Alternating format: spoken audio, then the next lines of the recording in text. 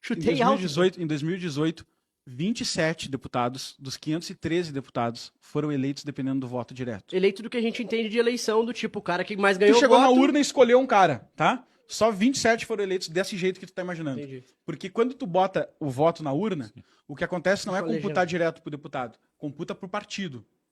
E aí nisso tudo tem uma fórmula, assista um episódio, que, cara, 18 cálculos depois se distribuem várias cadeiras do Congresso para os partidos, e os partidos ocupam isso conforme os votos.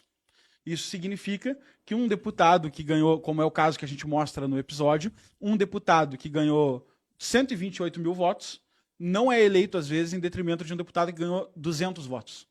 200 votos é a família e o bairro dele, né? E E olha lá. O Talvez bairro nem não. a mãe votou. Não, no bairro não tá bem quisto. Vai. No bairro não tá muito bem quisto. Tá mais na família e na galera que trabalhou na campanha. No bairro já não acha boa ideia. Então, aí tu fala assim, pô, mas isso é sério. Aí vem várias questões disso. Isso é sério. É sério.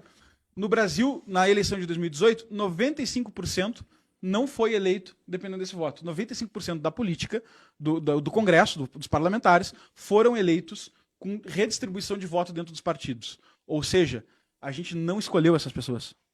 A gente não tem clareza dessa fórmula. Poderiam me dizer, não, mas é legal. É legal. É hoje o sistema de voto. Se chama voto proporcional, coeficiente eleitoral. Sim. Ah, mas é legalizado. Sim, eles não estão ilegais no cargo. Sim. Mas eu desconfiaria que estão ilegítimos. Com certeza. Porque as pessoas não sabem quem eles são. O que isso gera? Olha o caminho que isso começa a criar.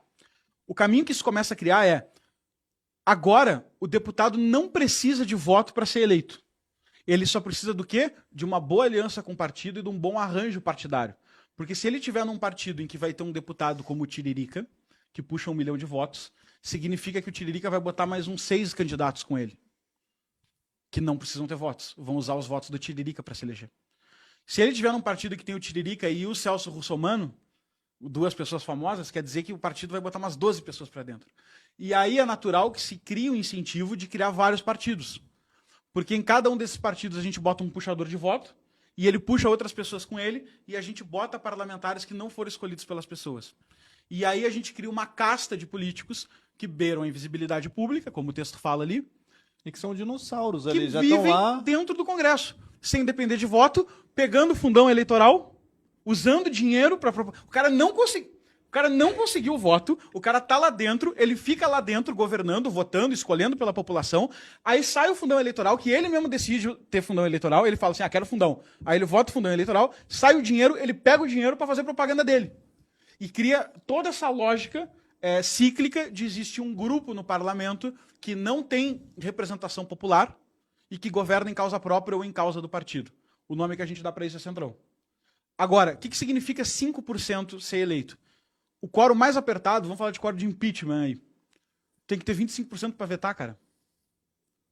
Tu não consegue vetar nada. Tu não consegue vetar nada. E são esses caras que negociam com o presidente, são esses caras que definem as pautas que são votadas lá dentro. Então, o Congresso brasileiro é, no meu entender, agora uma opinião pessoal, né? No meu entender, a gente botou vários pontos de vista ali, mas no meu entender, é uma oligarquia. Sim. É uma oligarquia, é um grupo de poucos que governam pensando no bem de si próprio, sem prestar atenção no povo. E isso fica evidente para todo mundo que conhece esse sistema, conhece esses números e vive lá dentro. Não há interesse em representar a população porque não é necessário.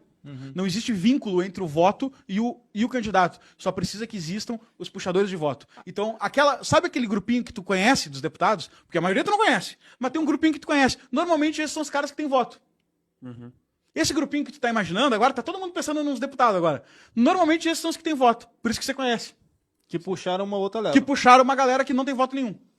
E vive lá dentro há 50, 60 anos, 40 anos. Eu não vou citar os nomes aqui, mas eu fiz uns cálculos. Cara, tem cara que tem duas vidas minhas dentro do Congresso. O cara, ele fica mudando, né? Ele vai pro partido, ele vai pra chefe do partido, ele vai pro não sei o quê, ele vai pro Ele tem Senado, uma ele vai pro influência dentro deputado. do partido ali, mas não recebe necessariamente esses votos e Não, entra. não recebe. Não depende deles. Sim. Mas ele escolhe. Aí os chefes, os donos de partido, viram pessoas extremamente poderosas. Porque eles definem. Tu quer te candidatar, Arthur?